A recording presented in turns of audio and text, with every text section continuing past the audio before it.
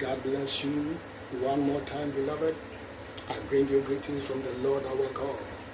Today I come your way with the word of the living God, that trust in the Lord. Beloved, wherever you are and whatever situation you find yourself, never allow your trust and your faith in the Lord to shrink. Continue building a strong faith and trust in God. The other day the psalmist said, in Psalm 20 verse number 7, says, some trust in chariots and others in horses. The King James Version says, some boast in chariots and some in horses. Some trust in systems, some trust in strong institutions, some trust in strong people, in some form of politicians, in some form of powerful people in higher places. Some trust in some enchantments, some trust in some spirits. And he said, but we trust in the name of the living God.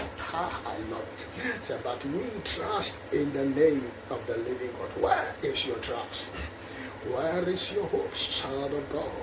If indeed the name of the Lord is your trust and your hope, then why are you bothered?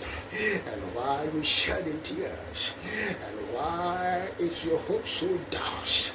The psalmist says, some trust in chariots, the people we are living with, the people we find ourselves with in the community, in the house, in our workplaces, in the environment. Some of them trust in different kinds of things, in horses and chariots. Some of them delve in spirits. Some of them have powerful people in code that things are backing them. But as a believer, the psalmist said, but we trust in the name of the living God. If God is your trust and God is by your side, why are you bothered and worried about people who are not backing you? If Jehovah is your trust and Jehovah is the one in whom indeed you have trusted, then why worry that it seems you are left alone? It seems nobody's coming to your aid. It seems the situation and the tight corner you find yourself. Sometimes why question yourself, why is that nobody standing for you? If God is your trust and you are on the side of God, it doesn't matter who is or not on your side. If God is on your side, it doesn't matter the 1,000 on your left or the 10,000 on your right hand side who are against you and who are scheming against you. Yours is to continue trusting in the Lord. Yours is to continue being on the side of the living God. It doesn't matter who is standing with you or standing against you.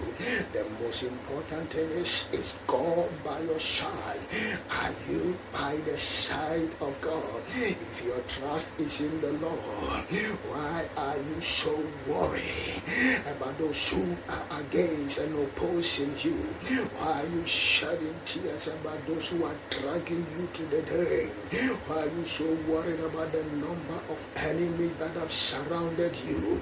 The strong bulls of Bashan that have surrounded you with strong horns and are ready to gouge your eyes and pull you down. The psalmist says, some trust in chariots, others in horses, but we trust in the name of the living God. The trusting in the name of the living God is enough.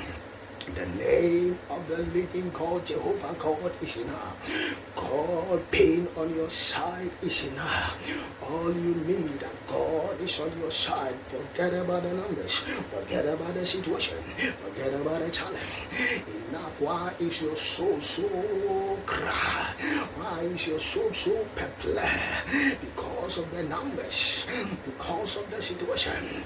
Yes, indeed, within you, you know that you never commit a crime, you never did anything wrong, but people scheming against you, and you are worried and you are perplexed and you don't know what to do.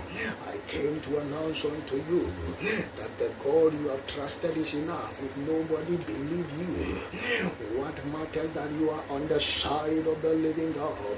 What matters matters is that God knows your name. What matters is that you have trusted in the name of the living God. The one you have trusted, his name is the Lord of hosts. Jehovah Adonai is his name.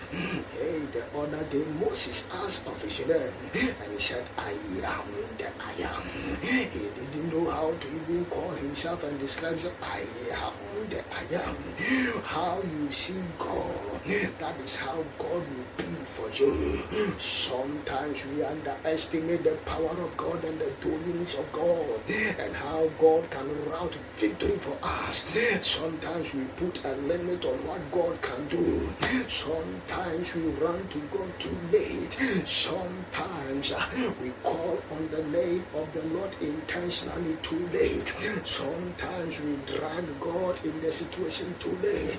But beloved, I came to announce unto you, it is even better late than never. Now is the time. Continue depending on God.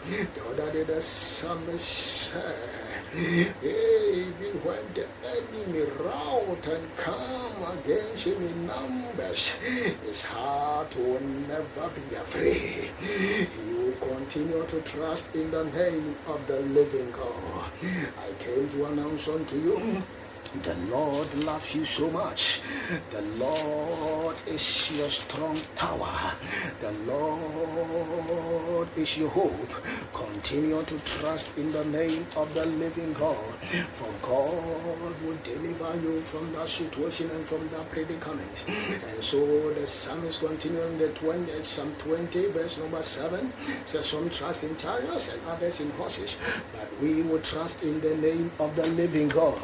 And when you read verse number 8, he says, for they have fallen, but we are standing. I said, those nations will fall down and collapse, but we will rise up and stand firm. Those who depended on systems, those who depended on strong men, those who depended on spirits, those who depended on all those things, how the psalmist said, they have fallen. They have fallen and they have collapsed, but we will rise and stand firm. It seems you are down, but the strength of the Lord will come upon you and you will stand firm. And everybody will be shocked and surprised. How did this happen? Happened because you trusted in the name of the living God. Wherever you are, continue trusting in the Lord. Continue depending the Lord. Continue loving the Lord. For God will never let you be put to shame. The situation that you find yourself, He will never allow you to be put to shame. May God grant us grace. May God grant us strength. Even as the word of come unto us, even in the name of Jesus. As you continue to stand and rise, even as they are fallen. And just as the psalmist says in Psalm 27, said, the Lord is my light and my salvation. Whom shall I fear? The Lord is the stronghold of my life. Of whom shall I be afraid? When evil doers assail me, uttering slandering against me, my adversaries and my foes, they shall stumble and fall. Though a host encamp against me, in verse 3, I love this one. So though a host encamp against me, my heart shall not fear. Though war rise against me, yet I will be confident. Let a host encamp against you. When your trust is in the Lord, and when you are on God's side, forget about those that have encamped against you. May God grant us the grace to continue trusting in the Lord and being on the Lord's side. Shalom, blessings, peace be upon you. See you same time.